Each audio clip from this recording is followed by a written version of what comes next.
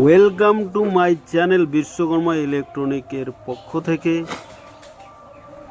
সবাইকে জানাই আন্তরিক শুভেচ্ছা। আজকে আবারও নিয়ে আসছি একটা নতুন ভিডিও, আপনারা দেখতে থাকুন। রিসেট স্টেবিলাইজার এক দাদাভাই নিয়ে আসছে রিপেয়ারিং করতে। তো প্রথমে স্টেবিলাইজারটা ডেড অবস্থায় ছিল। প্রথমে দেখলাম স্টেবিলাইজারটা ওপেন করে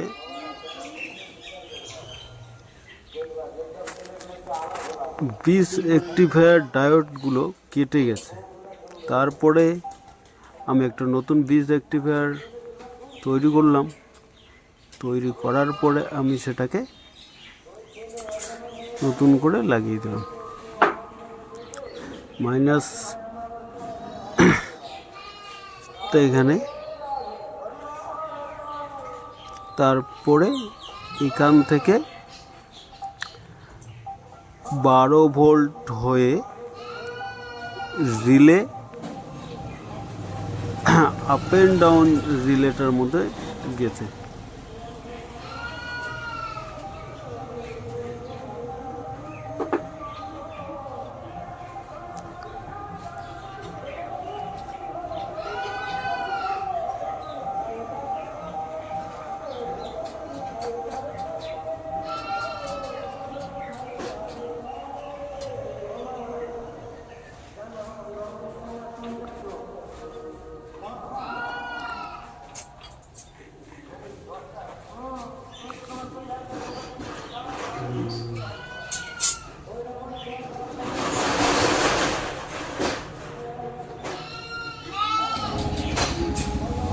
এখানে পাওয়ার লাইটটা আসছে না, এখানে রেজিস্ট্যান্সটা খারাপ ছিল, পরে রেজিস্ট্যান্সটা চেঞ্জ করে দিলাম। তারপরে অটোকাড বোর্ডের পিচেরটা খারাপ ছিল, এইটা এক বড় পিচের ছিল, পরে আমি 103 একটা পিচের লাগিয়ে দিলাম। পরে দেখলাম অটোকাড বোর্ডটার 12 ভোল্ট সাপ্লাইয়ের ডায়োডটা কেটে গেছে। আমি পরে সেটা লাগিয়ে দিলাম।